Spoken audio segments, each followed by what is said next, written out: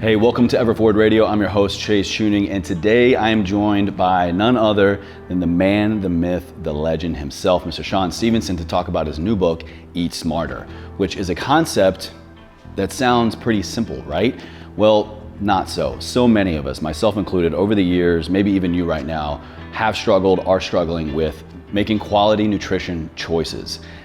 It's not so much about picking the right diet. In fact, it's not even about diet at all. It is learning how your body metabolizes food, how to deal with stress, sleep, all the things that make us human so that we can paint a better wellness picture. All things we cover in today's episode with Shawn Stevenson to learn how to eat smarter. 3, 2, 1.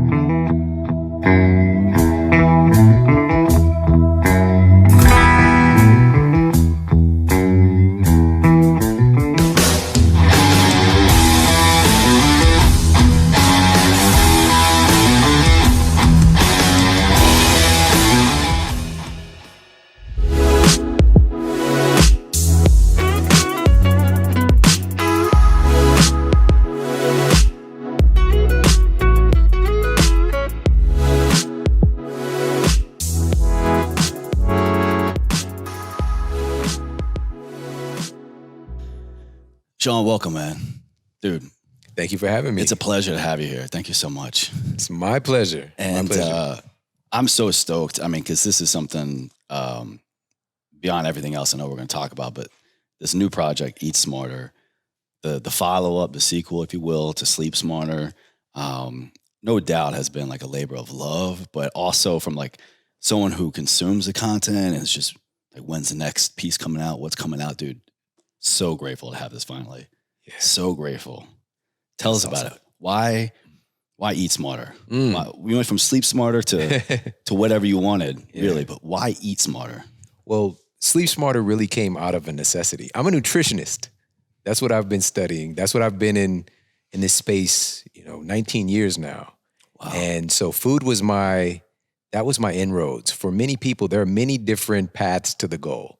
And for me, it was food. And I think food is going to be the primary inroads for a lot of people because it's so multifaceted. It really does work on you and change you from the inside out. And I'm a big believer in this analogy that food isn't just food, it's information. So when I was trying to change my health and to get my own body and wellness together, the right foods, once I started putting that stuff in my body, it started to not just change my physical appearance, but also my mind in the way that I thought. It made it easier to think that the way that I wanted to. And so now we have data to affirm that. And that's what's in the book too, But why this book?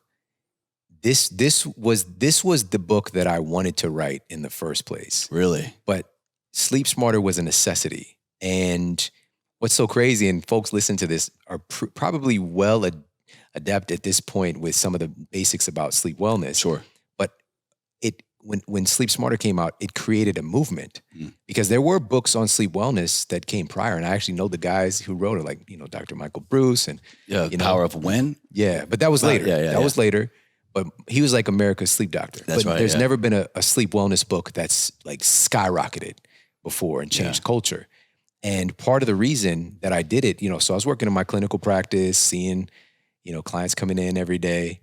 And I had the food dialed in, one of the biggest revelations that hopefully people are getting today, and definitely with the advent of Eat Smarter, is that there is no perfect diet for one person that's going to be perfect for everybody. Yeah. So we are incredibly unique. Our metabolisms are like a very unique fingerprint. It's a metabolic fingerprint. Everybody's different. And so a diet that might be just incredible for one person can totally fuck somebody else up, you know? And so, but then we get into this crazy thing in our mind where we start battling ourselves and thinking it's us. We're the problem. The diet is great, but we're the problem. We just need to paleo harder or vegan harder. Or this worked for Joe, this worked for Susan. Why not me?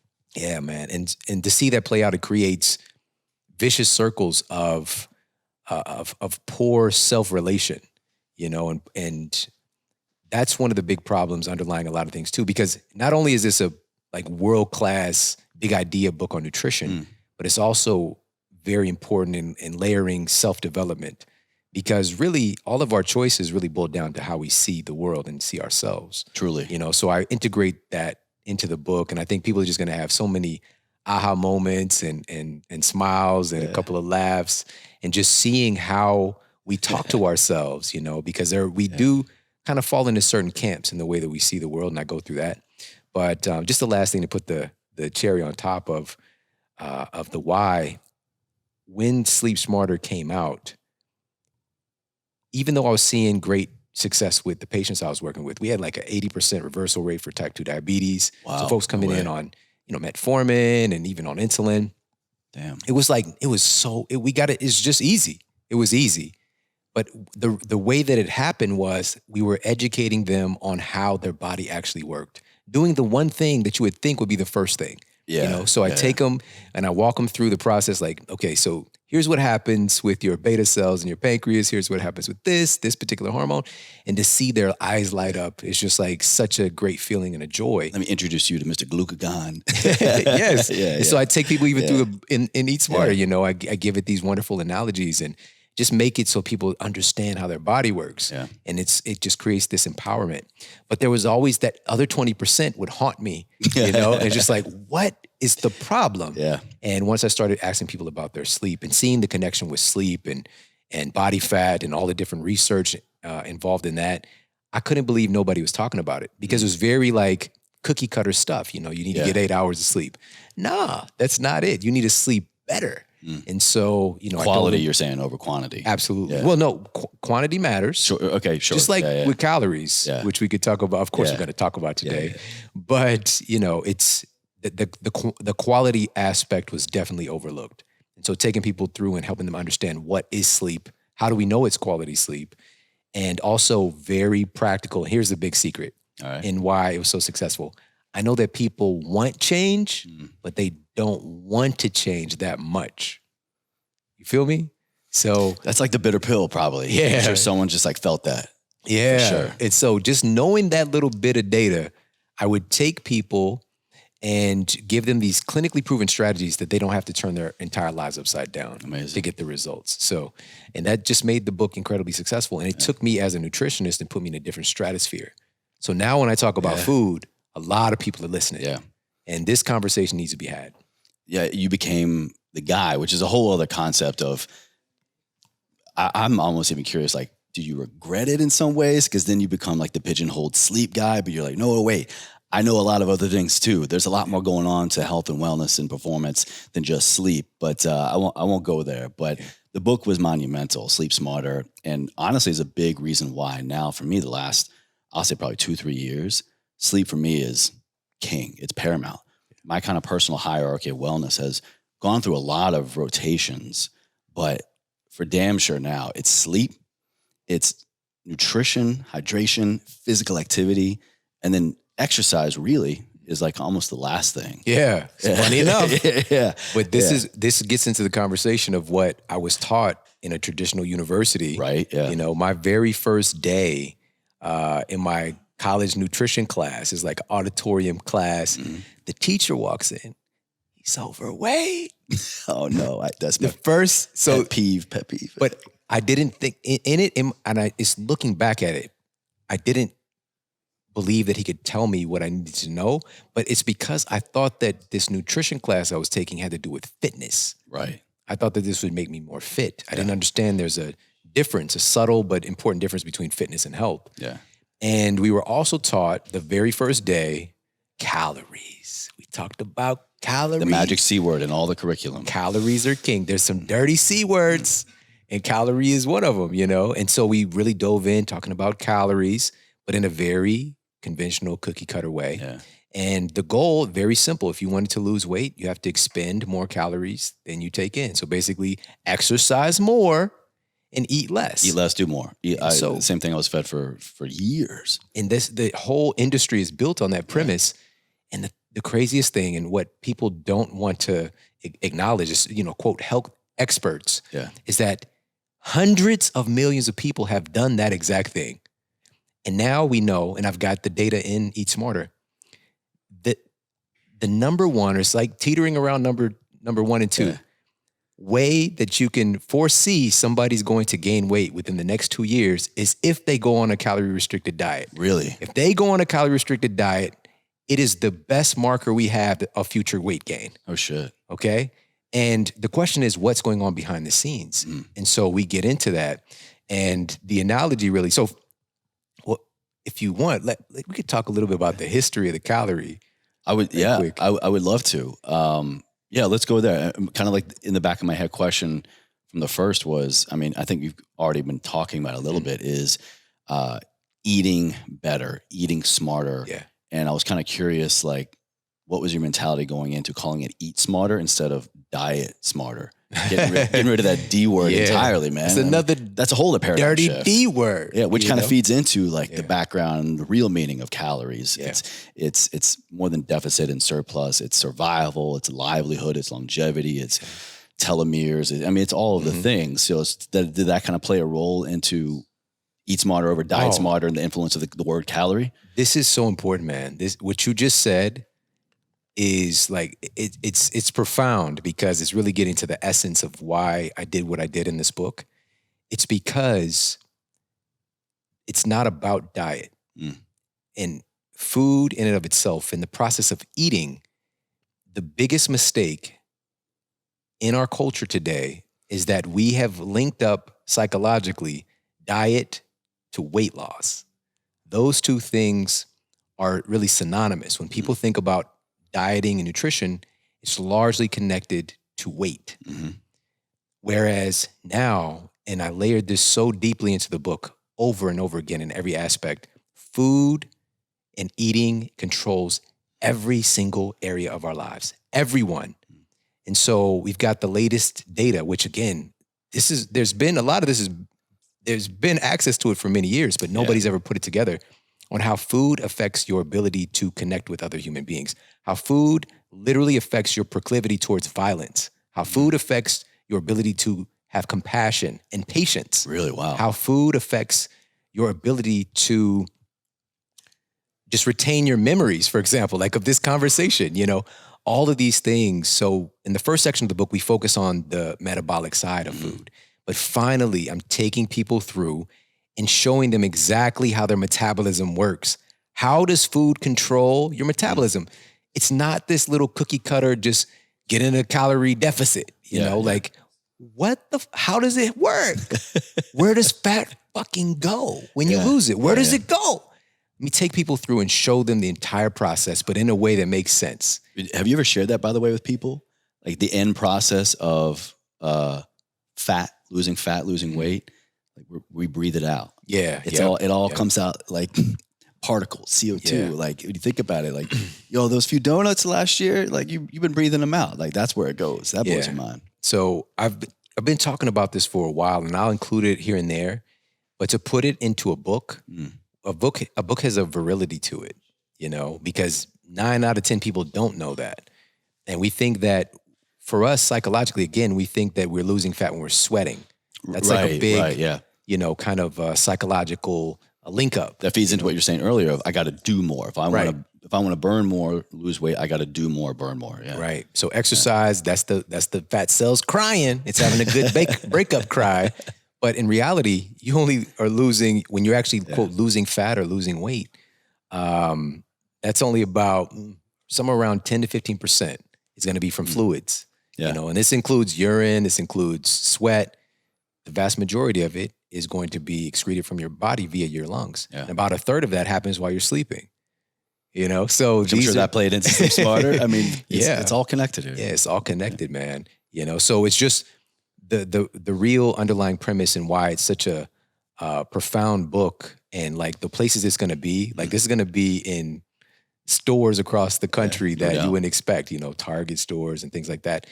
To have a nutrition book like that in those kind of places, it speaks to the connectivity, but also we're expanding the conversation because I'm taking you through and showing you, so now you have more legs under your belief of why food matters. It's not just because I'm trying to get fit, because I've been trying this shit and it hasn't worked. Now I know, this is affecting my relationship with my children. This is affecting my ability to have focus and productivity and my ability to make income. This is affecting fill in the blank. Like we're really tying it together. So you see how much food matters. And the beautiful part is that certain foods push these, I call them metabolic switches, that help to make all that stuff work better. Really? What do you mean by that? Let's go deeper on the metabolic switch there for me. So the preface to that conversation piece in talking about metabolic switches, we can't even talk about that until we first talk about the calorie paradigm. Okay. Because again, this is the misnomer. And it's not that, first of all, it's not that calories don't matter. All right. They're a unit of measurement. So it's a unit to measure energy, just like a meter is a unit to measure distance. Right, yeah. Now, the issue is it's very different from measuring distance because that's like in the kind of physical exterior more tangible environment. Experience, yeah. Calories burning in your body, the common format that we have, which we'll talk about in just a moment, it totally negates the very complexity of human digestion and energy utilization. It's multifaceted. And so I'll take you through. So number one, when the calorie was discovered, well, first, if you think about all we look at the ancient Greeks and, the ancient Romans and, the ancient Egyptians, you don't see thick people on the pyramids, but they weren't counting calories. It wasn't a thing. This was invented in the 1800s. And the funniest part, and I think, a lot of people should know this, it wasn't, when the calorie was invented, it wasn't for nutrition. They weren't thinking about it in terms of food and nutrition. What was the immediate application? Physics and engineering. Interesting, okay. But then it parlayed itself into food thanks to Wilbur Atwater, which the Atwater system is a way of counting calories today, which we can circle back to. But it was a couple of physicians, it goes back and forth, and I take people through the history in the book, but here's where it made the leap into food and nutrition. Wilbur Atwater started to use calories as a measurement for food. And the way that it used to be done was through a bomb calorimeter or bomb calorimeter. Okay. All right. So a bomb calorimeter can measure the caloric energy in food. And what it does is you're taking the food, you put it into a container. It's like a furnace thing, right? Or they actually exploded it? So you take the food, you put it into a container, and then that goes into another container that's filled with water.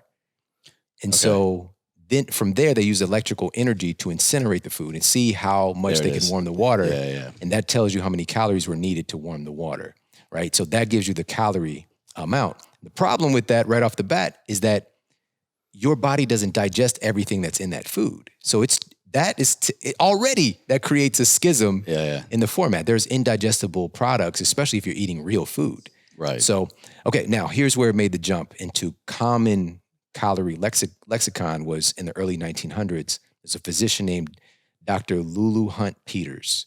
And she wrote a massive bestseller, sold 2 million copies. Well, no way. In the early 1900s, yes.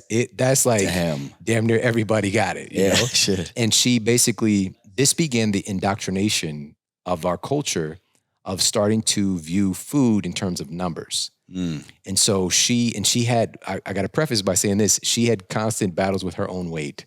And she essentially said that any woman could eat whatever she wanted as long as, if she was her height, as long as she maintained a strict diet of 1,200 calories a day. Okay. And so she said that now we'll look at food in terms of numbers instead of food. So she said from here forward, we're now going to say, instead of saying a slice of bread, you're going to say 100 calories of bread. Okay. Instead of saying a slice of pie, you're going to say 350 calories of pie.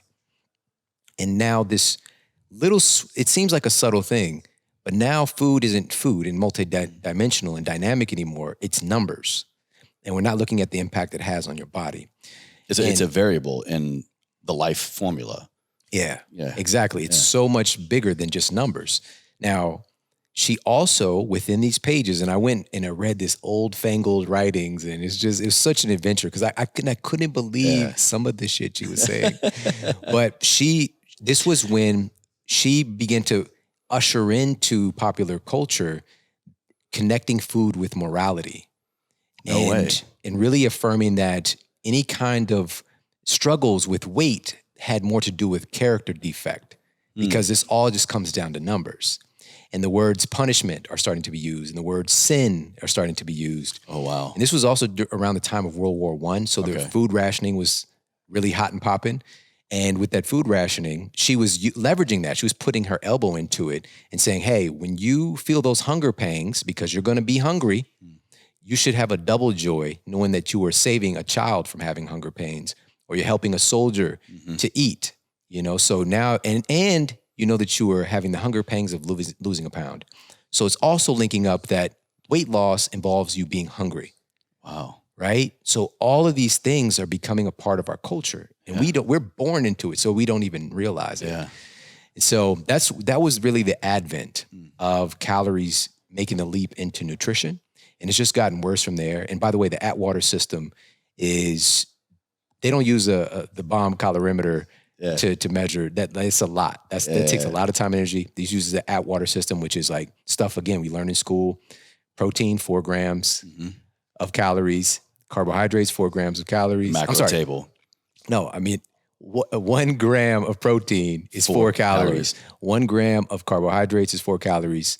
1 gram of fat is 9 calories. And 1 gram of alcohol, if you just throw that in there, we might talk about that, is 7 calories as well. And so basically you just do some math. If you've got 25 grams of protein in here, you just do some math. Multiply it times 4. And so again, that's what people are seeing on the calorie label that they're obsessed with, and not understanding that the real change in how calories impact our bodies, and this is the acronym that is in the book, but I don't actually put this in the book. This is going to share this with you guys, is that it goes down in the DM. All right, it goes down in the DM. So the first one, so it's THEDM, all right? The DM. I love your analogies, man. The first aspect of how calories don't fit into this conventional model that has so many people suffering is the T is for the type of food.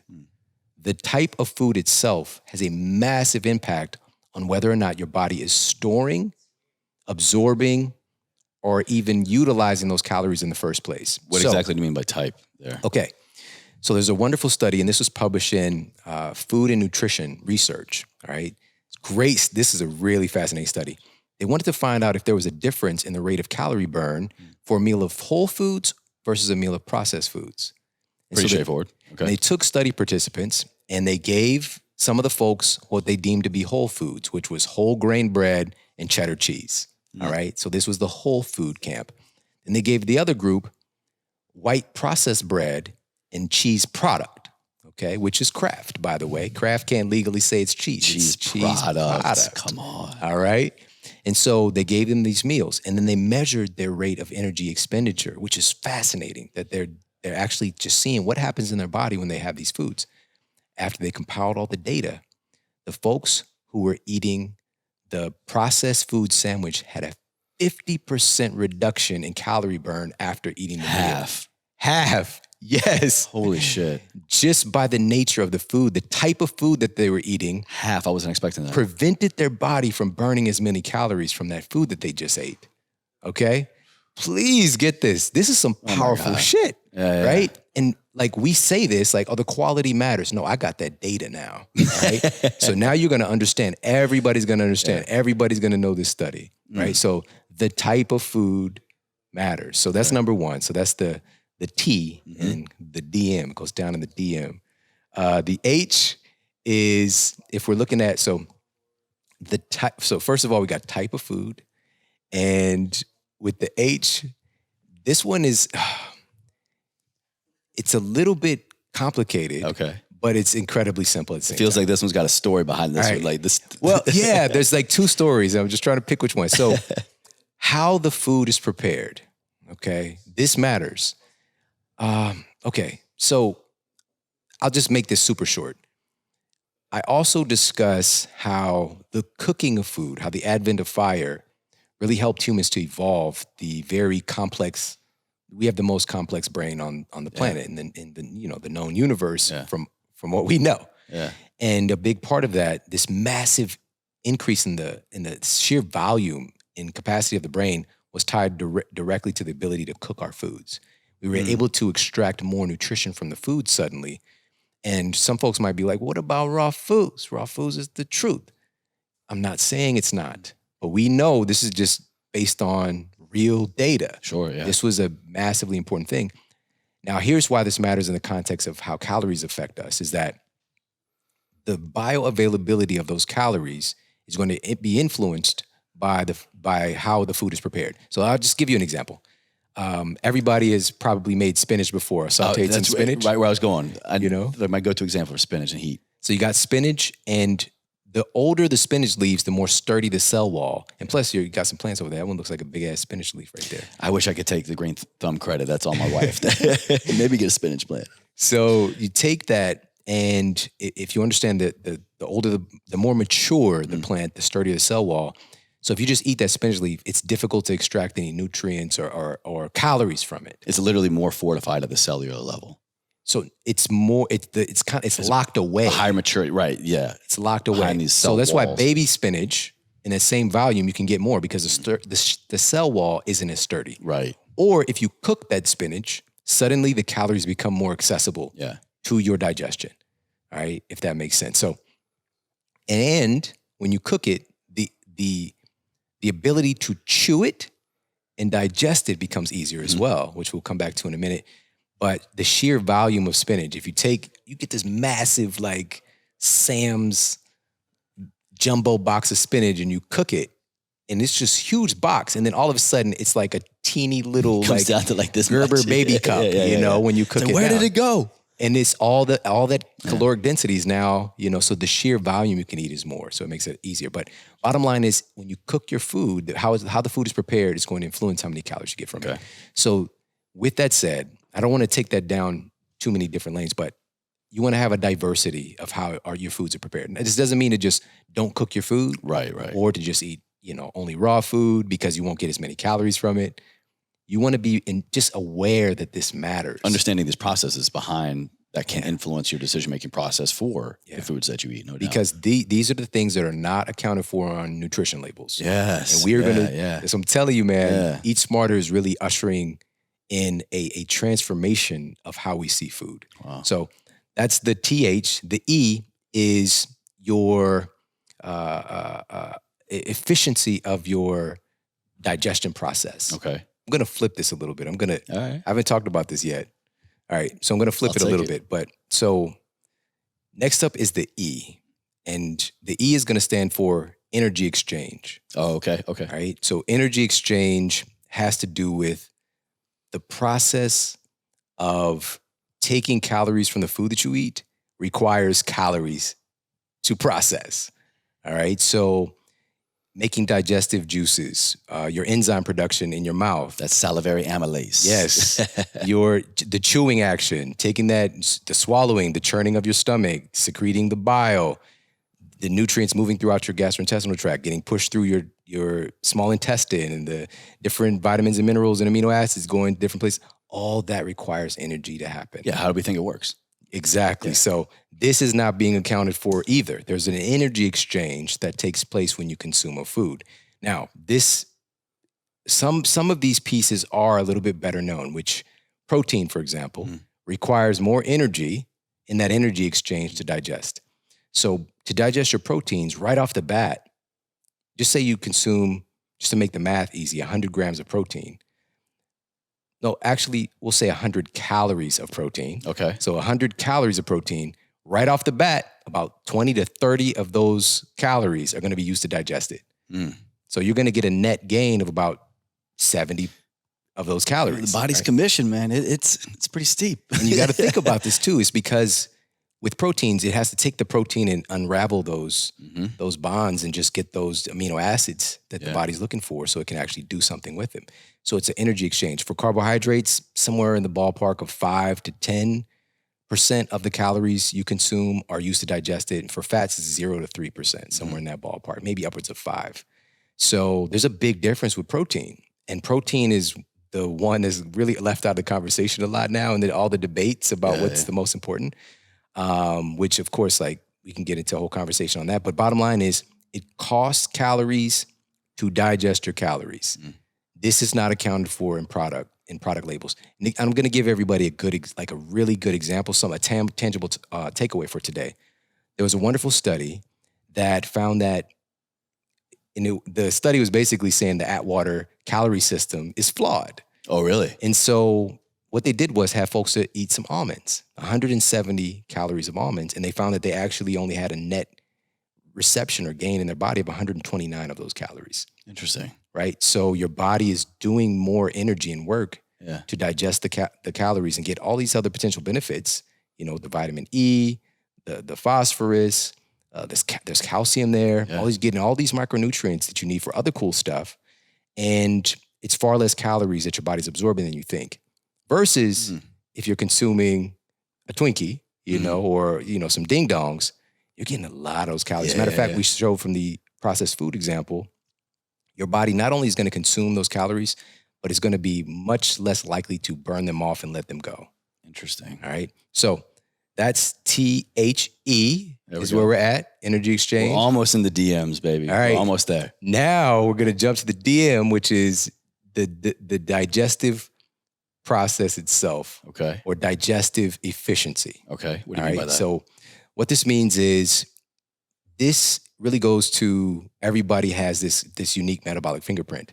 And so the way that you digest, if we both ate 100 calories of almonds, your body's going to digest it differently than mine. And every other person of the billions of people on this planet, no two people are going to digest it the same. Wait, you mean to tell me your body's different from my body, Shawn? That's what it is. That's some wild shit. I've never heard that before.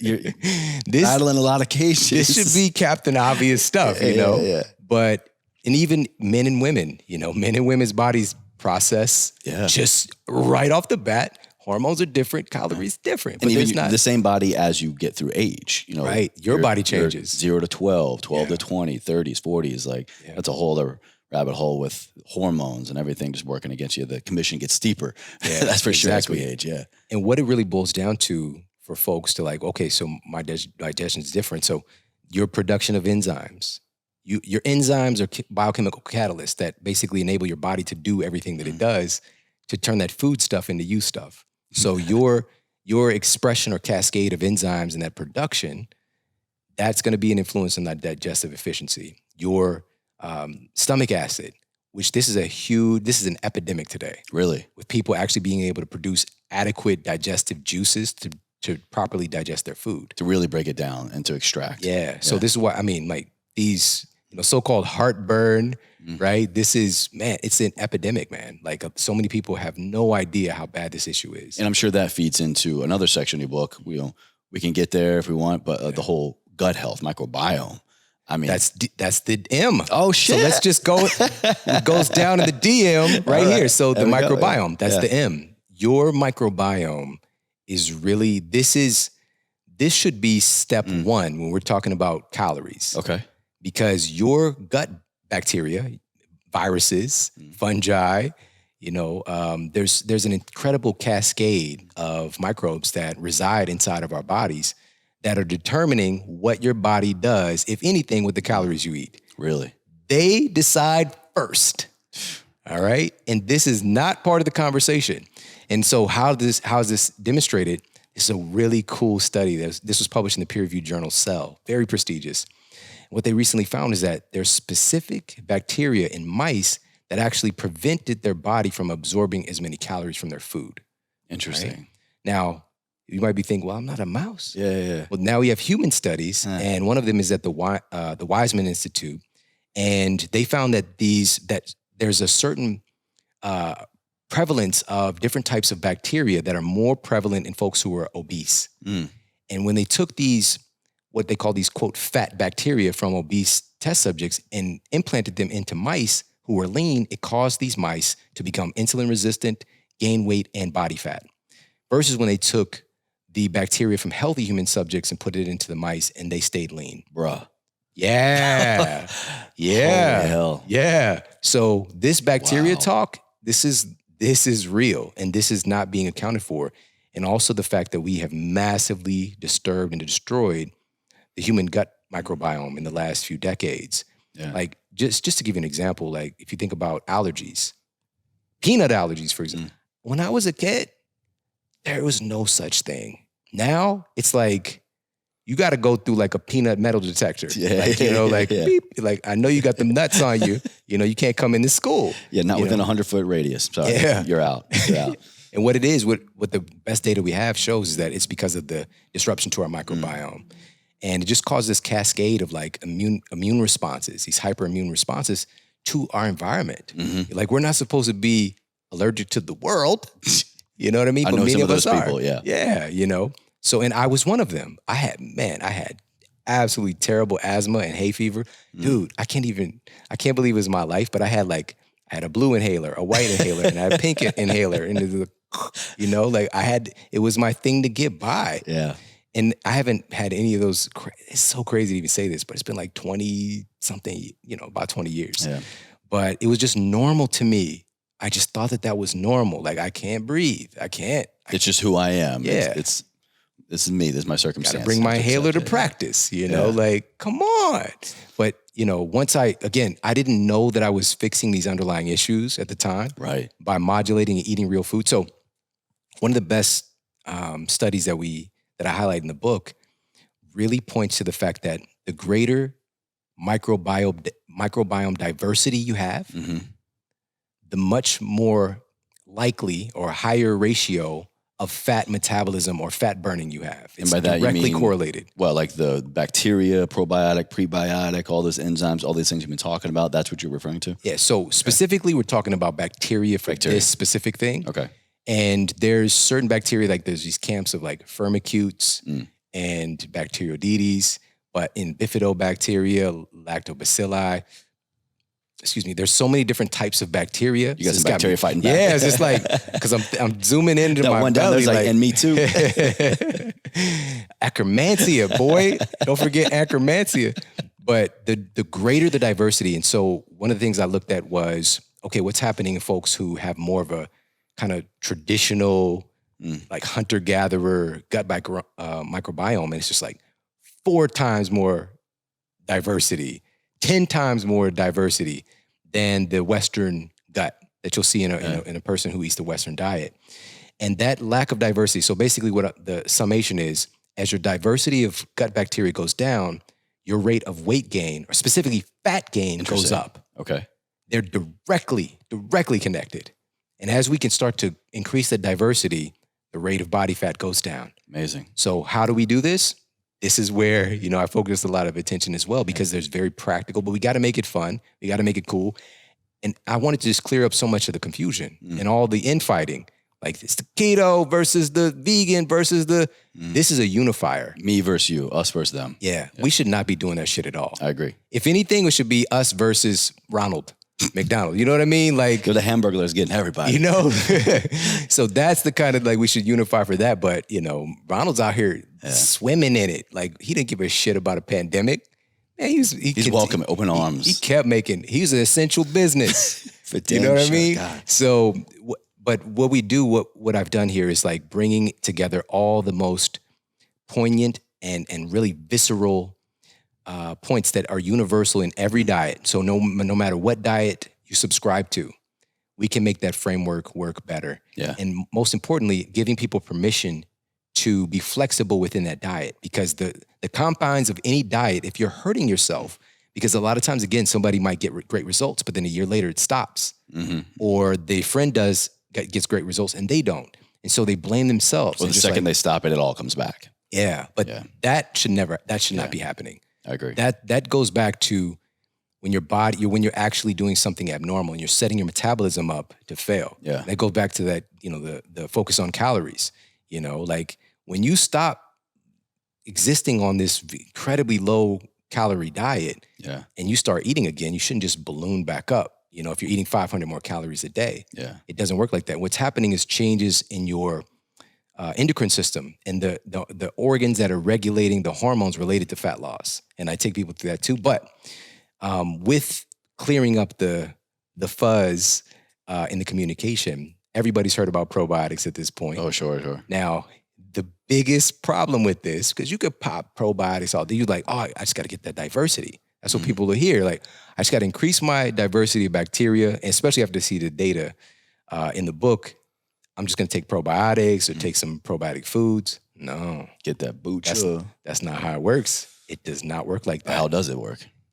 The only way that this diverse array of microbes is going to actually proliferate and stay and feel welcomed in your gut is if they have the food that they want to eat.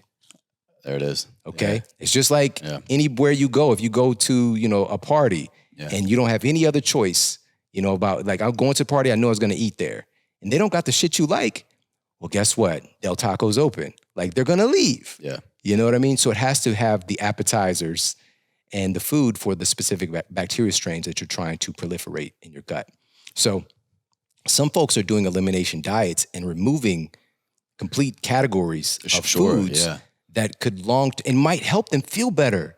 It might help the here and the now, but that long term, you're doing yourself a great disservice. Yes. So we have to be aware of these things and not put foods into these like evil categories. Like this is bad, this is not, especially when we're talking about real whole foods that folks have been eating for thousands of years. Yeah. The new processed food inventions, I'm not talking about that stuff. So we have to keep that in mind. There might be a strain of gut bacteria that really thrives on a food that you've put on the no-no list. And once you add that food back in, well, here's the problem too. We do have some data showing that you can they'll never come back. Wow, basically, shit. And that's kind of scary. But for me, I'm very optimistic. I'm just like, we could stack conditions in our favor to make it, so it's not like that. So anyways, what are those foods? What are the appetizers that the probiotics want? Prebiotics, right? So prebiotics, most folks have heard of this, but now you're really going to understand why this matters. And it's not as small as you think. So if we're talking about prebiotics, a lot of those, so it might be like inulin, so we might think about foods like garlic and onions and leeks and apples and pears. Asparagus is a great prebiotic source as well. But on top of that, there's this growing understanding of this category of resistant starches. Right? Resistant starches, Yes, sir. this is so Yes, important. The data is just remarkable. When I'm looking at the impact of resistant starches, so resistant starches, it just basically is when we think of starches, it's like carbohydrates, right? These are like indigestible. These are resistant to digesting, right? And this feeds your bacteria. And again, I'm not saying this is not for everybody though, but for a lot of folks, I'd say even the majority of folks, having some resistant starches in their diet is essential. It's because our genetics for most folks have had a nice level of resistant starches in their diet. So what does that look like? Well, this is going to be foods that might be a little bit unexpected. Okay. I'll give a common source of resistant starch. So, super common is green bananas. Okay. All right. When bananas are green, they're very high in starch, but as they get more and more yellow, they become, that gets converted, starts to shift over and transmutate. It's more sugar, right? So green banana, like throwing half of a green banana into a smoothie, for example, great source of resistant starch. Yeah, probably not going to want to eat that thing raw. Yeah, it doesn't taste tap that into good. those nutrients, that bioavailability more by just making it more accessible. Yeah, exactly. absolutely. It's not, and this is the thing. It's like, for me, I'm a big fan of enjoying the process of getting well. So if you don't want to do that shit, don't do it. There's actually green banana flour. Okay. You could throw some of that into, a damn recipe. Something you're already doing. Yeah. You know what I mean? So you could do like some keto brownies or something, throw some of that flour in there. But anyways, so that's one domain. And also as it starts to get more yellow, there's still that tip of the banana though. Yeah. The devil's anus, that nasty part. You know what I mean? The part that we do not speak of. We clip that off. But so that's green bananas. But here's another one. And this is super fascinating, is white rice. All right. Now, this was tough. So it's a no-no, right? Everybody's like, white rice, no. When I went to college, they were like, if it's white, it's not right. Yeah. If it's brown, you got to be down, right? Basically, that was like the tenet. Everything white is bad. Yeah. And so here's the thing. When this knowledge came, I was on it, man. I was eating whole wheat spaghetti. I was eating brown rice. I just went full tilt with it. But I still wondered, I would go to a restaurant and I would see the owners of the Chinese food restaurant, and they're like eating white rice and vegetables. And I'm just like, what? Did they not get the memo? Yeah. Come on, guys. A lot of Asian foods, Italian foods. Even for me, last several years has been a lot of my wife's Persian, so a lot, basmati rice, a lot of things like that. Yeah, Yep. I'm like, wait a minute, like y'all are healthy as hell, like for the most part. Yeah, that's the thing too. Yeah. You guys are way healthier than us, huh? So we have to acknowledge those moments. Like, wait a minute, something's not adding up. And for me, I'm just like, okay, did they not get the memo? And I just went on about my business. Now, it is my business. It is your business, yeah. And I was like, okay, what's the connection here? And there's a great I've got these little short story, little sub bar, little fun fact sections in Eat Smart as well. And this one's called Rice, Rice, Baby. And this one is looking at this conflict between white rice and brown rice. And so it's absolutely true. The brown rice has the fiber. It has the far more micronutrients, right? However, it also is where there are anti-nutrients. And there are nutrients that are contained in brown rice that can actually block the absorption of some of the other nutrients you're trying to take in. And what they found out, our ancestors thousands of years ago, is that there are gut irritants in that germ, in that bran that surround brown rice. And we're talking about whole grain bread in one context. So what they would do with bread, for example, is it was a commonality to ferment the bread. Oh, wow. To help to reduce those gut irritants. Damn, right? so ancestors knew what was up, man. Right? So, but staying on the lane with the rice, by getting rid of that part, of course, it's just like you're getting rid of the fiber and the micronutrients. However, you're not bringing in something that can blatantly hurt you, right? Yeah, as well. And so some folks are listening. They're like, brown rice is fine for me. Just stay with me. Stay with me. Now, here's what's so fascinating: the white rice, when it's cooked and then cooled all the way down and then reheated, the resistant starch content of that white rice skyrockets. It's one of the best resistant starch sources is when white rice is cooled and then reheated. All right. So I've never heard this before. Yeah. Your specific strains of bacteria absolutely love that are really found to be supportive of a healthy metabolism. Love resistant starches. So that's just a little hack. Now, you still have the full reign to choose. It doesn't mean to go balls to the walls eating, white rice. Yeah. And you can even have both. But with brown rice, I would highly encourage you to soak the rice, or use a pressure cooker, or even sprout the rice. This helps to reduce the potential gut irritants. Because some folks, they go for the brown rice and just wonder why I'm bloated all the time. Why am I bloated? I know this is better for me, but we don't question it because we know we're doing the healthy thing. Right. I'm doing something that I'm supposed to be doing for me, but I still feel like shit. So exactly. But, and also one of the most important things that I strive to do is just keep bringing people back to their very best metric. We've got all these cool self-quantification tools that we have today, but the very best metric is how you feel. How do you feel? How do you look? How do you feel? How do you perform? And I just keep directing people back to that over and over again because unfortunately, we're so disconnected from that. We're not in our bodies. We're so externally focused. We're focused on what the diet that I'm supposed to be doing, what's cool, what's trendy, what is the guy and the girl to the left and the right of me doing. We're focusing on what we think we're supposed to be doing, but we're missing out on the greatest teacher right here. Exactly. The greatest coach is right here. It's our mind, it's our body, that biofeedback tool, qualitative. Yeah. It's literally just, I remember going back into my clinical health practice and I would tell so many people all the time, like, look, let's ditch MyFitnessPal. Let's ditch the calorie counting. How the hell do you feel after this meal versus that? Yeah. And I mean, that taps into the whole other world of mental health, that taps into just unveiling things that were preventing you or keeping you from a certain modality, a certain mindset, a certain diet, for damn sure. Yeah. And can't stress that enough. Yeah. And even in that vein too, on top of that, our external focus is also social media, television, all the fear and problems going on in the world.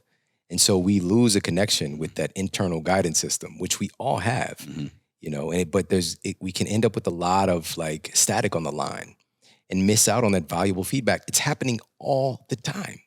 You immediately know how food feels in your body. You can just tune in, And so, But that's just one of this category of resistant starches. There's many different choices that folks could look into. But that's just one category of prebiotics that we cover. There's many others as well. But I just want folks to start to be aware of that, resistant starches. You're going to hear a lot more about that coming up in recent years. In upcoming years. And with that said, so we got prebiotics, and then also, yes, absolutely, probiotic foods are important. We do want to bring in friendly flora. Yeah. And I went in. Okay, so we know this probiotic food, but does it have any data related to fat loss? Oh, and you're going to be so blown away. You're going to be so surprised. But one of them no, I'm not even going to get into it. Okay, all right. I'm not even going to get into it because there's going to be some surprises on the opposite side as well. Just like something that is the hottest thing on the streets doesn't really have that much data.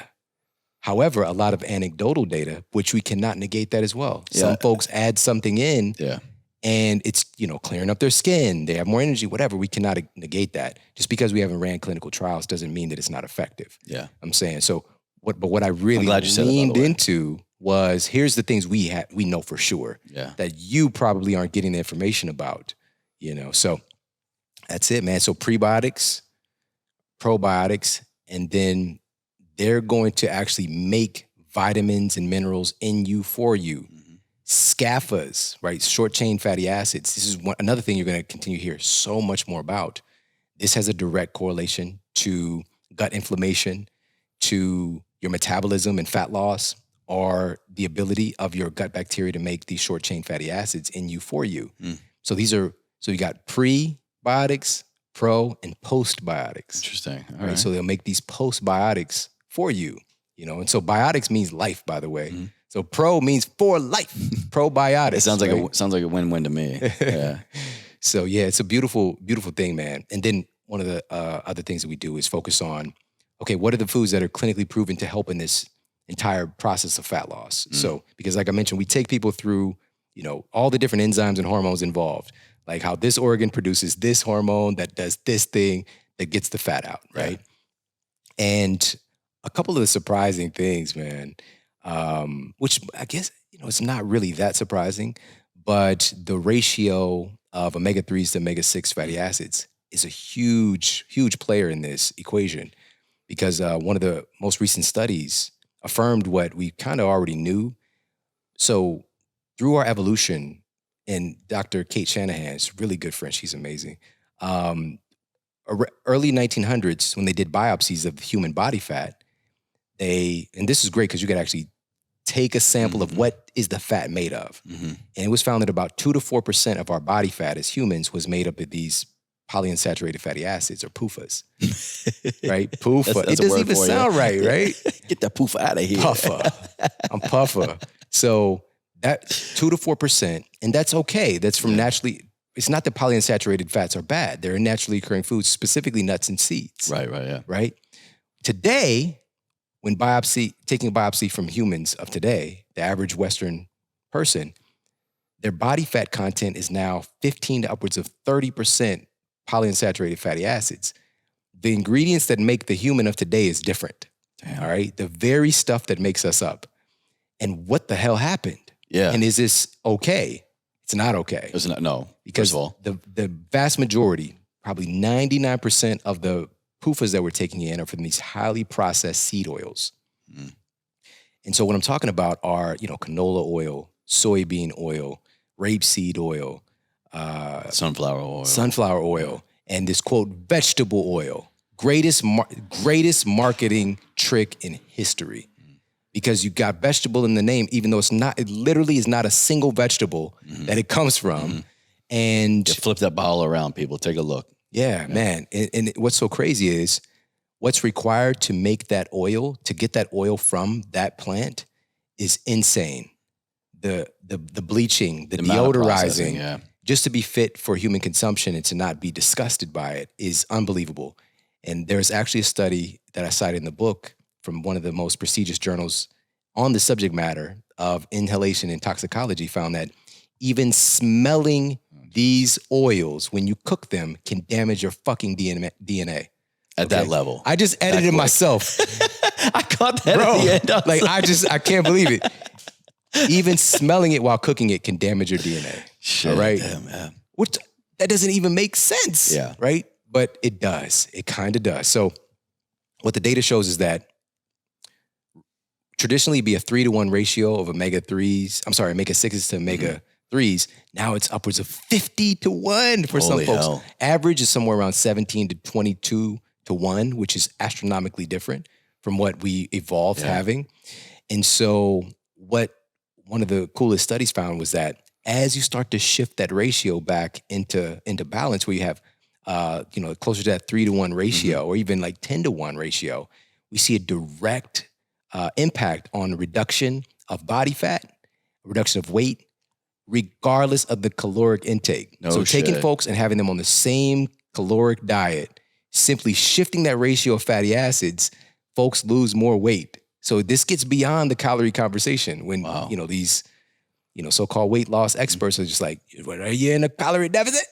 You're not in a calorie deficit. You stay in that calorie deficit.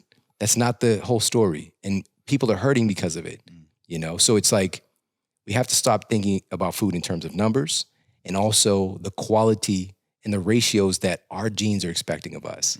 So what do we do with that, with the omega-3s? So most folks know fish is going to be probably the most common source, fatty fish. Get that wild raised, that wild caught for sure. So now this gets into, people, what if I'm vegan? What if I'm vegetarian? What if I can't even watch Aquaman? Like the seahorse bothers me, If you don't dig fish, there are other options. Sure. We take folks through, but please don't get the illusion that you can get these specific, what the data shows is DHA and EPA, that you can get that from plants, because it doesn't work that way. Your body can convert it, but you lose about 90% of it in the conversion process of turning ALA into DHA and EPA, right? And DHA and EPA are absolutely critical. The data that's in the book on how it affects your cognitive performance will knock your socks off. Like, you would not believe. Brain health, vision health, so many things, and anti-inflammatory markers. It's unreal. That reminded me a lot of the stuff, reading about that reminded me a lot what Max Lugavere talks about, which you guys have a lot of parallels in terms of really looking at kind of debunking a lot of things, but really just prefacing like, hey, here's food, here's the human body, here's what we know in terms of the science and the data, and here's what we know in terms of the anecdotal, how I feel, how you feel, how you might feel, should feel, taking all of these things into the equation of life. And it's not just, here it is, here are all the things, go down one rabbit hole, learn, pull what you need, paint your own corollaries kind of thing, but pay attention along the whole way. Yeah, absolutely. So what can folks do with DHA, EPA, algae oils? So you do want to get these in if you're doing a vegan protocol, vegetarian protocol. If you're doing a vegetarian protocol, including eggs, you can get, the egg yolks will have a pretty rich source of DHA, for example.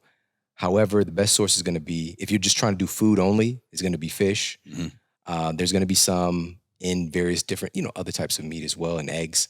However, algae, and this is another category of foods that have been used for thousands of years, but it just depends on you. Like, does this make sense for me if I'm going to eat like this great, super green, weird looking shit? Are we talking getting in the chlorella world? Spirulina, chlorella, AFA. But I have all of these, but we dive into what's the data actually show.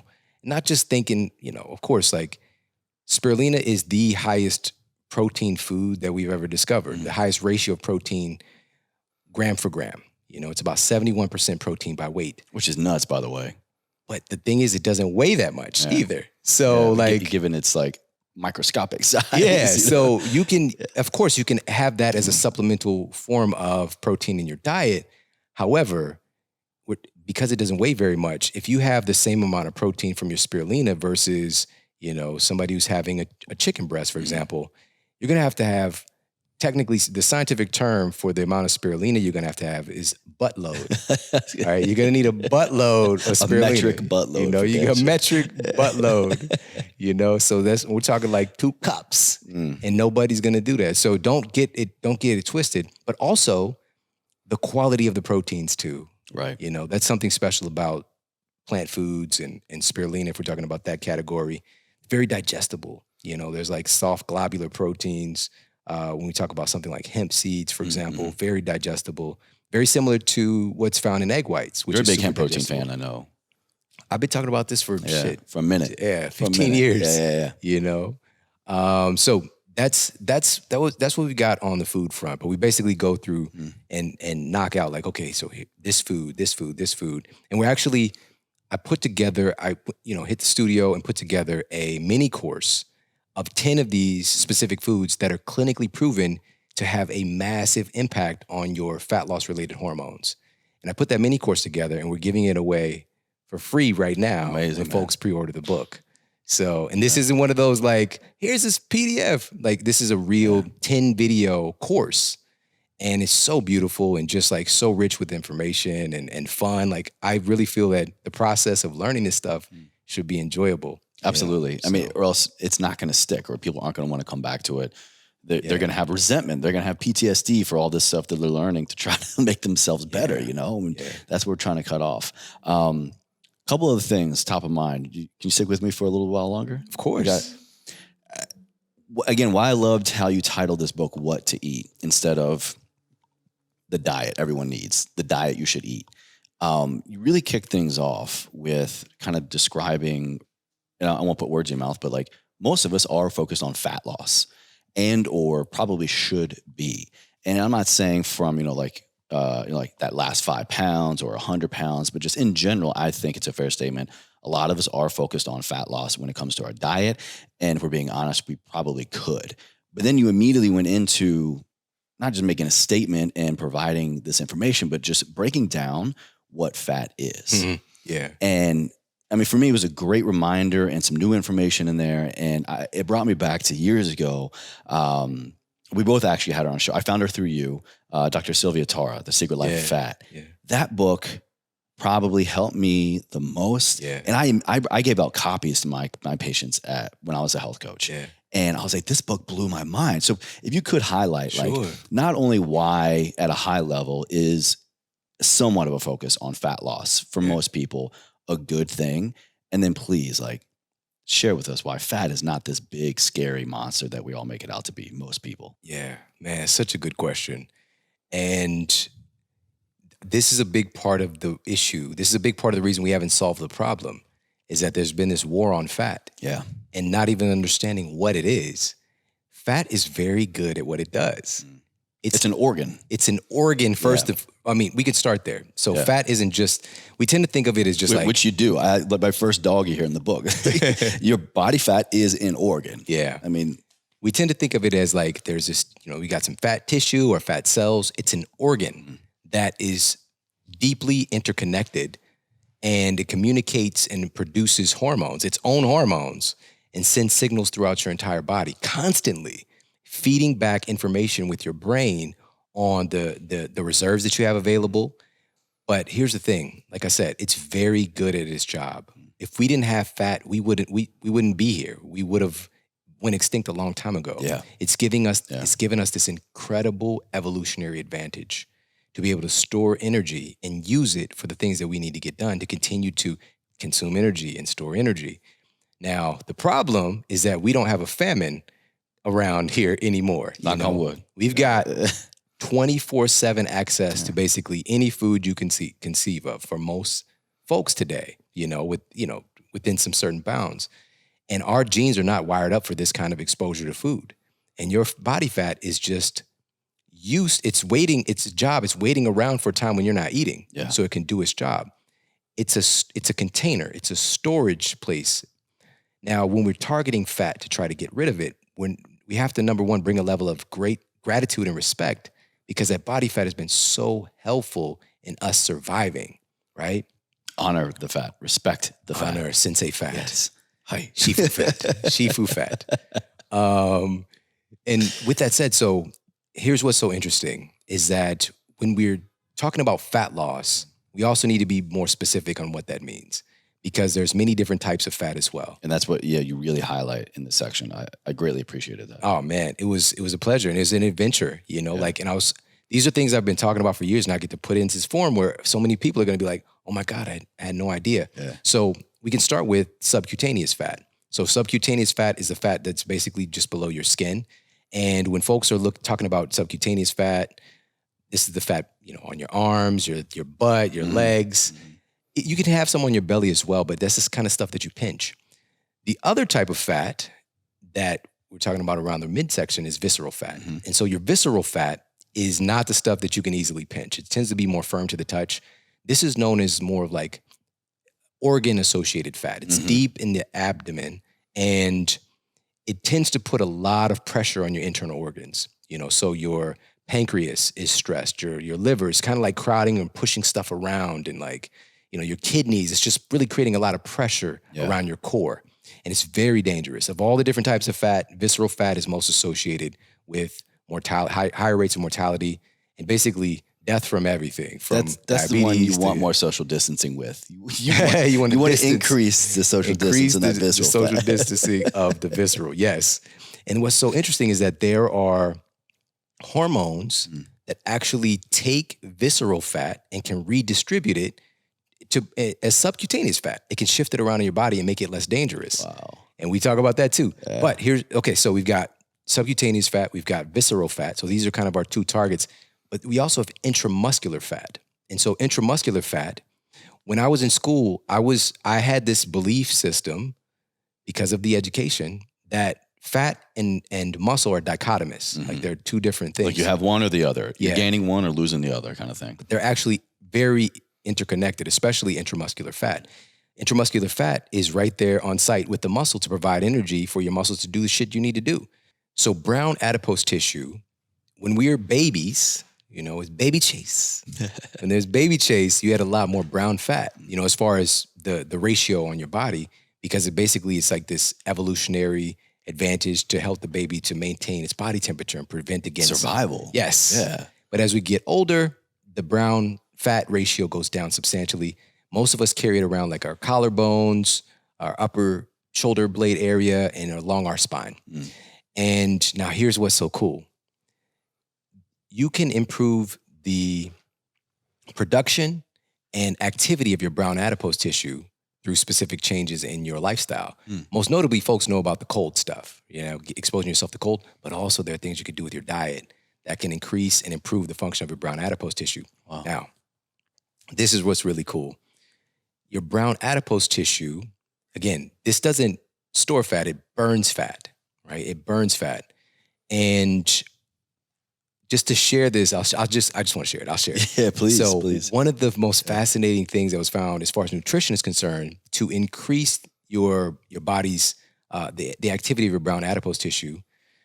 So I'm hesitant because it comes with the whole story, and I don't want to make it a big thing. We can always leave them wanting more, that's for sure. One of the coolest studies found that coffee consumption actually can improve your body's ratio of brown adipose tissue. I'll take another sip then real quick. All right, here we go. Now, here's how it does it.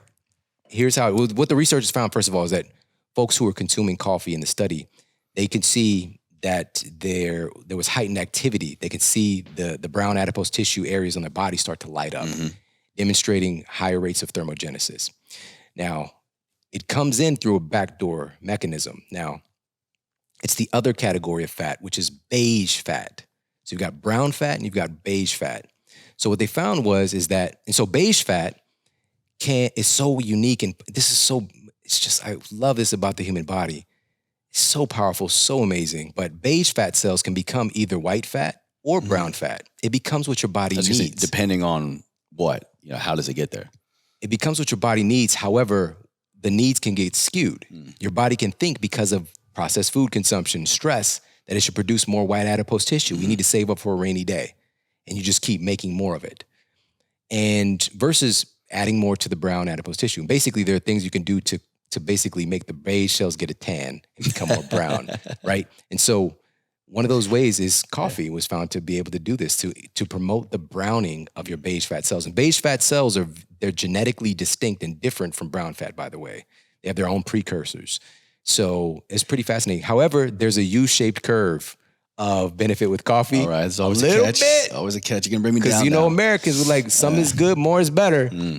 Give me the whole like Folgers, you know what I'm saying? I'll start like mainlining. Let me get that coffee. Trente. You know, the like 30 ounce of Trente. That's a secret thing at Starbucks. They got like the 16, the 20. They got the big gulp of big gulp stimulant. Back Jesus. there. Yeah. It's a thing. It's a thing. Starbucks is handing out anxiety. Oh my gosh. So that's what's so cool about the human body and nutrition, this interaction. And but each of these things come with a certain level of intelligence. Humans have been utilizing coffee for centuries, but there's a way to go about it. If you're getting your fresh cup of coffee along with a nice piping hot serving of pesticides and herbicides and rodenticides and fungicides, and all those things are, and I made sure this isn't just talk anymore. I've got the data, are all proven to suppress your metabolism, right? Because they're either estrogenic or neurogenic. So they're designed to disrupt the reproductive cycle of pests, small organisms, or their neurological cycle. Think about why these things were made for, or what they were made for in the beginning. They don't want that. I don't want that shit in my coffee. They're to kill stuff bigger than your gut microbiome. Yeah. Your gut bugs. So they're getting smashed. They're getting demolished. Not even a fighting chance. Man, and we're not thinking about, okay, why is our diversity changing so much? It's because we're consuming this shit. And enough is enough. Now we know why. Now we understand why. And this is another reason why getting this book into popular culture is such a big deal, because now we've got the data on the things that we just logically, we can just take a step meta perspective and see like, okay, this stuff is designed to kill pests. I'm mostly made of microbes much smaller. Right. Do you think there's a problem? Yeah, we know there's a problem. And so again, we've got with all of those different types of body fat and the support, it still really revolves around the hormones. Because like I said, it's an organ. So we want to improve the communication within the fat communities. And there's certain foods to do that. And some of them are in that, in the course as well, that free course that folks get. And by the way, if I didn't say it, it's eatsmarterbook.com is where you can get the bonus course. It'll all be in the video links showing us for sure for everybody. But thanks for sharing that out. Yeah, it's important, man, because right now we're at a very critical time in human history where we have seen truly, if you're willing to look at it, we've seen the ramifications of a healthcare system that is not based on health. We are the sickest society in human history by far. And I'm going to continue. Absolutely. I'm going to continue every opportunity I get to highlight these numbers because it takes a while for it to click. But here in the United States, we have over 200 million people who are overweight or obese.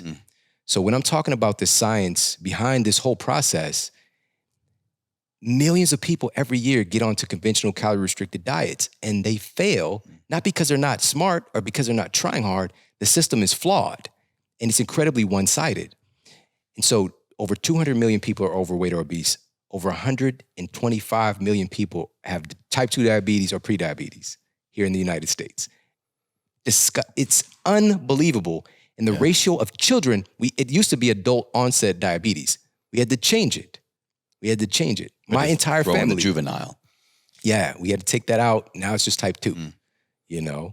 And so, again, I grew up in these conditions. So I didn't know that food mattered. It was just stuff. I just felt like, again, if I just exercise, I eat whatever I want, I'm good. But it's such a bigger story. And on top of that, about 115 million people here in the United States are regularly chronically sleep deprived. How does it affect your body composition? That's in there as well. How does it affect your ability to communicate with other people? How does it affect your ability to just think and focus and be productive? All of these things are stacking conditions against us. And one other little piece here, we've got somewhere around 70% of the United States population is on prescription medications right now. And it's not normal. It's not okay. And many of these things, we're treating symptoms. We're a pharmaceutical-based society, really, because that is the main go-to by very smart and loving human beings who get into the field of medicine to help people. And some of the medications are because of other medications. Oh yeah, like that's one Band-Aid on top of another causes another problem. We're just Yeah. we're just plugging holes instead of figuring out where the hell is this water coming in. And this is our time we can change it. Yeah.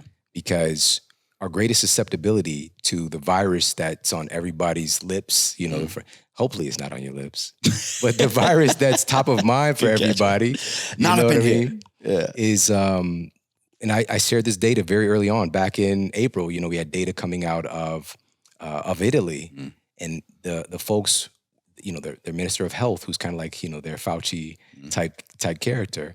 And I was like reading transcripts, and when we're talking about researchers, like I've read over 1,000 peer-reviewed journals just in the past 12 months. This is what I do, No doubt, know? man. And this is not like seductive, you know, Dan Brown, you know, Da Vinci Code reading. It's not like all joyful, but I find this joy in it. And so I'm able to like just see the data, and I could see you have to come into it expecting to be wrong as well. And that's a muscle you have to build up. Yeah, that's working against bias either way. Which again, we all have them in the science, in the the anecdotal, in everything. For me, that definitely always comes across in your stuff. Which, if you want the end result to be a happier, healthier life of longevity, to stack the conditions in your favor in every way that you always talk about, we have to have that mentality. We at least have to learn how to create that, or else we're always going to be dogmatic and stuff, and we're always going to be us versus them kind of thing. Yeah, and it's totally an illusion. This whole us versus them paradigm, we are one species, and we could be helping each other so much if everybody didn't think that they were so right. You know, the reason I really feel, and just being open about this, that I have this level of, you know, expertise, or that I'm really good at this, is that, man, I love to learn. I'm obsessed. I want to find the very nature of science is like making science obsolete again, and like that is not happening right now. All of a sudden, everybody thinks they've got it figured out. The top virologist in the world knows less than 0.5% about all the viruses that there are and what they could do. They don't know shit. Let that sink in, people. Just like, come on. And this is beautiful, but they know something. They know more than me. Far Probably, more. Yeah. But we have to understand the magnitude of what we don't know. Yeah. And I marvel at that. It is so amazing. We will never know. We will never know all that there is to know about nutrition. We know bits and pieces, and now we have some but this just gets us back to fundamental things that our ancestors have known for thousands of years. And right now, that data coming out of Italy showing that about 88% of the folks with COVID-19 on their death certificate had additional causes of death and or pre-existing chronic diseases. Multiple. This is not to say that COVID-19 was not the cause of death. This is to say that there is this vulnerability that's implicit. And what I want people to really get is that this is for 88% of the folks. And when I saw the data, I started to ring the alarm. I'm like, we're in trouble. The United States, we're the sickest nation in history. We're in trouble. And then sure enough, and when I put the data out there, 99% of people was like, yes, this makes sense. But then there's that 1%. It's like, well, it's just COVID. It's just COVID. We have an underlying susceptibility. And recently the CDC, just last month, published the data that I was talking about is coming back in April. 94% of the people who died, 94% of them had pre-existing chronic diseases and or additional causes of death. Main three, and this was published in JAMA, by the way, as well: hypertension, diabetes, obesity. Yeah. We can fix this. We can. It's an underlying weakness. It's an underlying vulnerability in our culture that's not normal. We've accepted it as normal. Not once have you seen any of these assholes on TV or, these public health officials talking about, let's get our citizens healthier. Yeah. It's all about, suddenly it's about prevention of exposure, right? They don't know shit about prevention at all. And now all of a sudden, we can prevent this thing. And it's such an arrogant thing. I'm probably sounding a little arrogant. No, I'm with you, man. It's just a soapbox. I mean, I can tell you recently, I put up a video kind of realizing some things in my social media that were like working against me. And every time it was a flag of like, I would be talking about this stuff, I would want to like educate, want to talk about wellness, prevention, these pre-existing conditions. Why is nothing being routed to that content? Why, when I put out something about that, is it not, hey, here's a resource on lowering your cholesterol. Hey, here's a resource to a free diabetic clinic in your area. But no, I'm just being fucking bombarded with someone else's agenda on what they think is going on.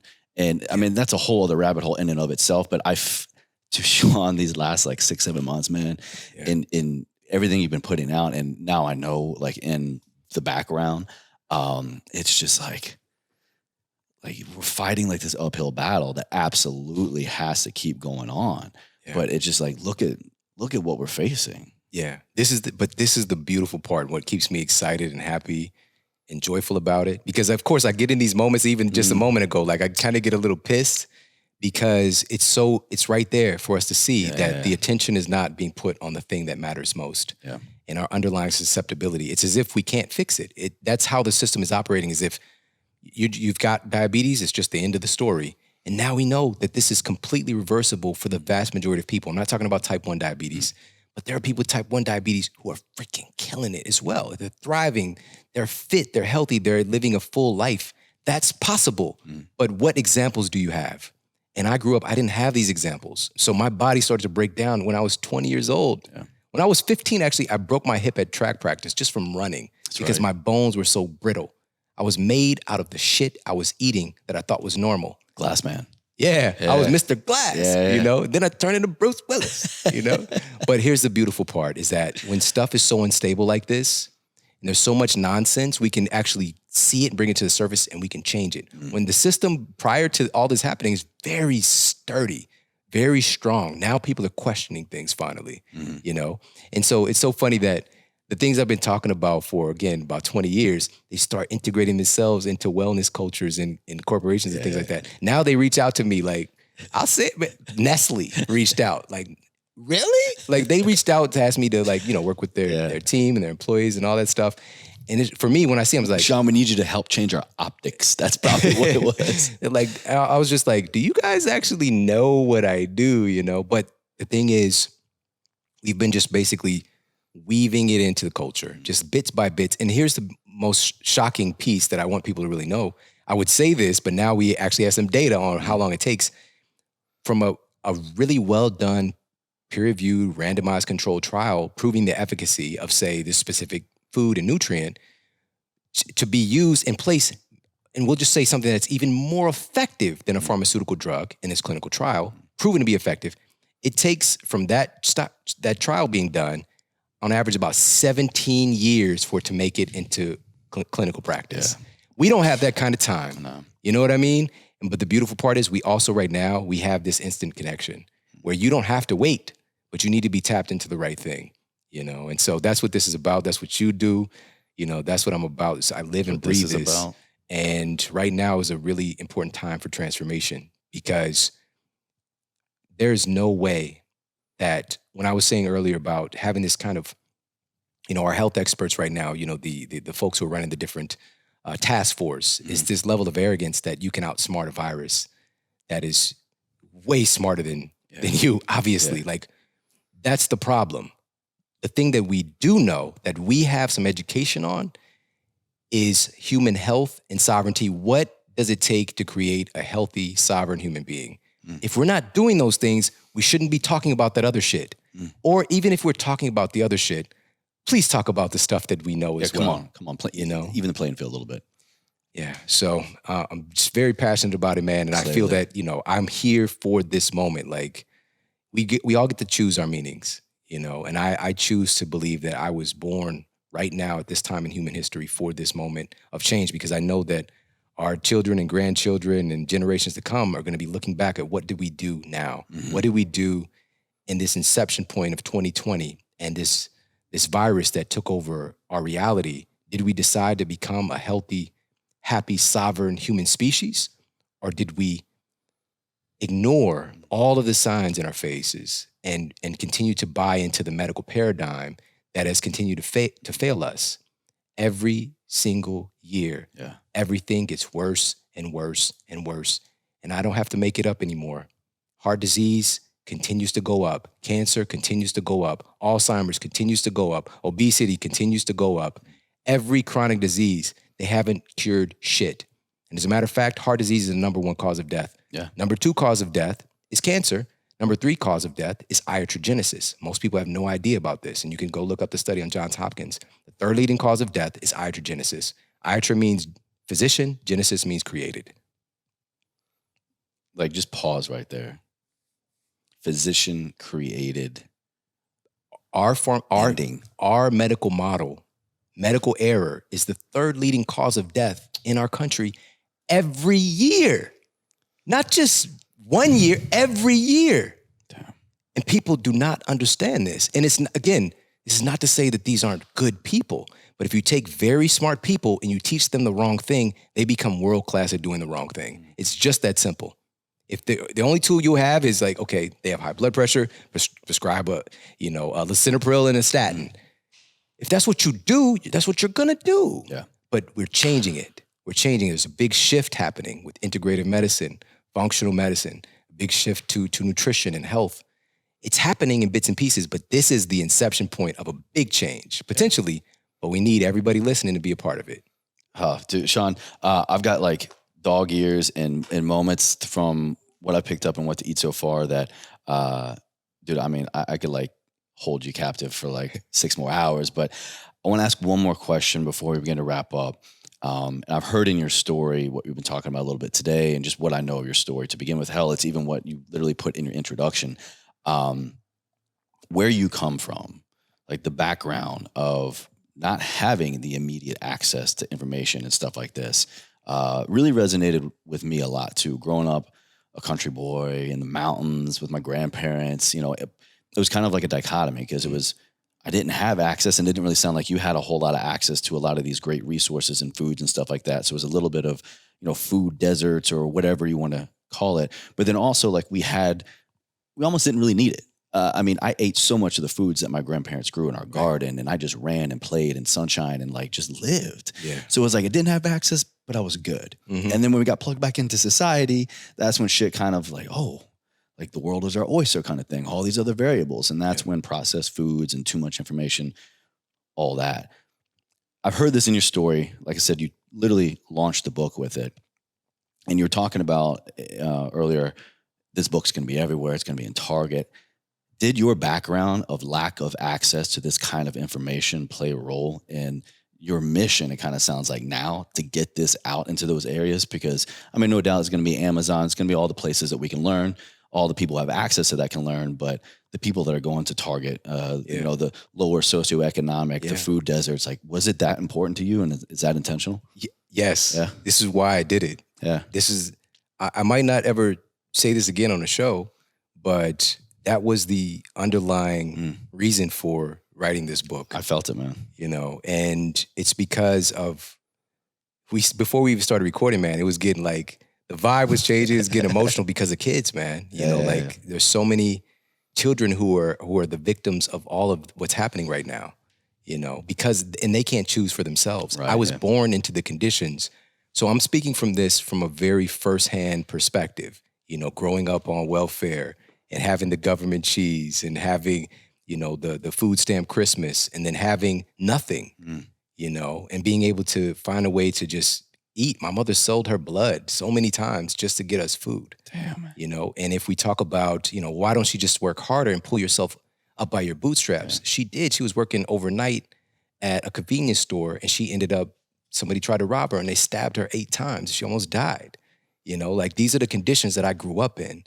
And so it's not just as cut and dry as just like work hard, it's going to be all right, or just buy better food.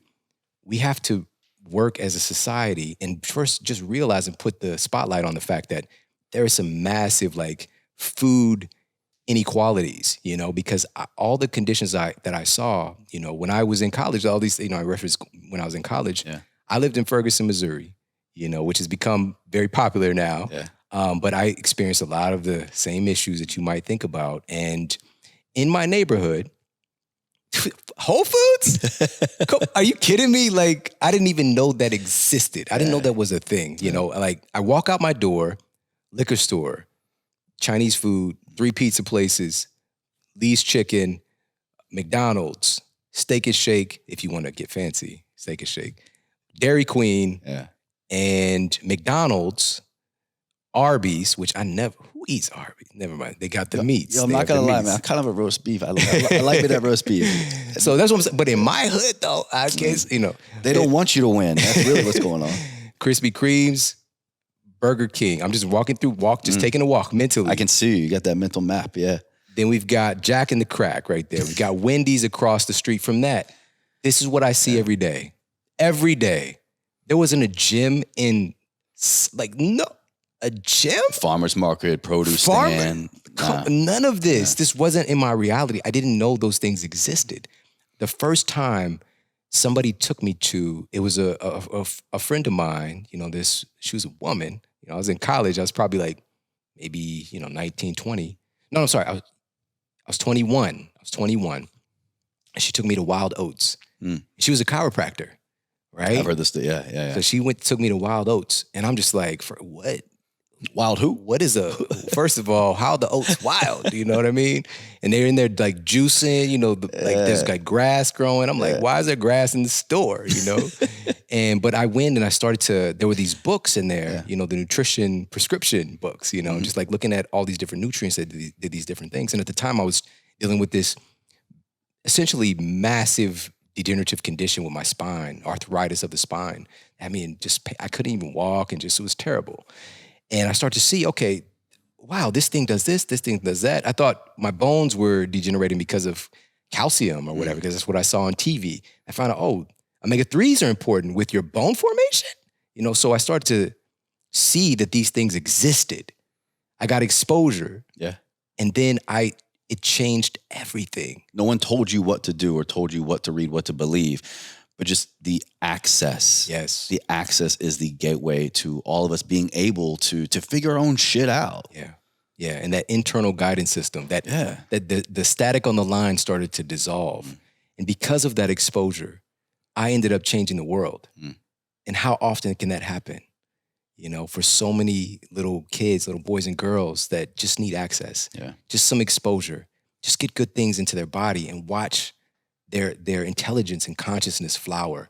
Just imagine what we can do if we get people on real things. Like we're building rockets and shit on gas station food. Just imagine what we could create. We've got all of these crazy problems. They cannot be a problem without a solution. It's two sides of the same coin, but we cannot continue to think in the same way that we're thinking to fix them. And really right now, the greatest mission is to get our communities healthier. And I'm very passionate about looking out for those who no one else is looking out for. I love it, man. Well, you've been doing it. You are doing it. And come December 29th, man, everybody's going to be eating smarter. Even for me, like going back to, I call it going back to basics, not basic by any means, my man, but just like going back to fundamental things that like was the origin of my access, my entryway, my gateway drug to health and wellness. It's just a reminder, right?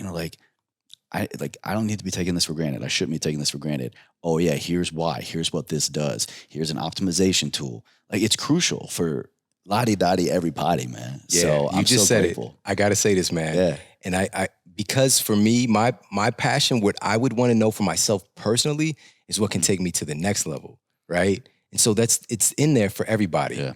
But to take that kind of data, but also to make it apply for the everyday person who's just at ground zero. Absolutely. That's the beauty. That was the fun and the art of putting it all together to make it all make sense. Which can't be easy. I mean, to be able to like the stories to take all the things that you know and to put it at the level that like needs to be clearly understood, reduce confusion, but just to have the science, the anecdotal, the sliding into the DMs. It's, I mean, clearly a labor of love, like I said at the beginning, and it just translated so well. So congratulations. And I'm so glad we're able to kind of dive into some of these key concepts of eat smarter, using the power of food to reboot your metabolism, upgrade your brain, it literally transform your life. That's the root of it all right here. Yes, sir. Well, Shawn, like the final question I ask everybody, and I don't know, I haven't really actually fully kind of like shared all my background with you. We've connected a lot over the years and always grateful, direct, indirect. The passion, really, honestly, sometimes even the fear, even at the beginning, the fear of what is my life going to look like if I don't? take control of my eating habits, if I don't learn genetics, if I don't learn what maybe the future has to hold, came from a position where I watched my hero pass away. My father died from terminal illness. And it was just like, look at what's possible. You think somebody's taking care of their bodies and their minds, but just even at that moment, it's not up to you. And so he had these 2 words, this mantra that he just instilled in us growing up: ever forward, ever forward, ever forward. And he lived literally to his dying breath.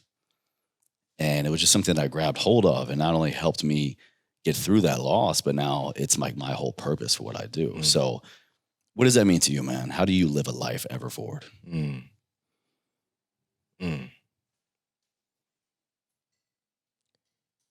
You know, it's there's so much wisdom in that statement. And I think you could phrase it, of course, different ways, you know, just based on, you know, your exposure. So for me, my goal every day, and my wife would tell you this before I would, but, you know, since you're asking the question, every day I have to grow. I have to get better. In some area of my life. If I don't, that's my only connection point to feeling like worthless and like disconnected from my purpose. You know what I mean? And it's such a strong, I'm using very strong words because that's kind of how I feel. I have to get better. And so for me, ever forward would be every day just striving to get 1% better. Just do a little bit more, find something else out, find something new. But married with that, I think it's just that character trait that I think so many of us can use right now, which is just being like a lifetime student and being curious and being open and just continuing to strive to learn, because that's what we're really here for. You know, it's just to grow and to become more of ourselves. So that's what I would say to that, man. I love it. Thank you for sharing. I always tell everybody there's never a right or a wrong answer. And I appreciate you kind of sharing your interpretation. So, Shawn, dude, again, my pleasure, like my honor to have you on here on the show. And I'm so, again, grateful and proud of your new work here. We're going to have everything down in like the video notes and show notes for you guys. Definitely want to check it out. And also, like, Ever Forward Radio would not be a thing, I'm 99% sure, if it was not for the Model Health Show. And it's just a testament of like, do the thing that you want to do the thing that's going to help serve you and the most amount of people at the same time. If not for you and if not for them, like the model that you can set for other people that are just waiting for you to do that thing. So, dude, I appreciate you so much. Man. Well, what'd you think? If you enjoyed this content, it would truly mean the world to me if you just simply shared it out with one person. And if you really, really liked it, well, you know what to do. Just go ahead and hit follow, subscribe. I'll make sure you never miss another episode, another great piece of content that helps you live a life ever forward.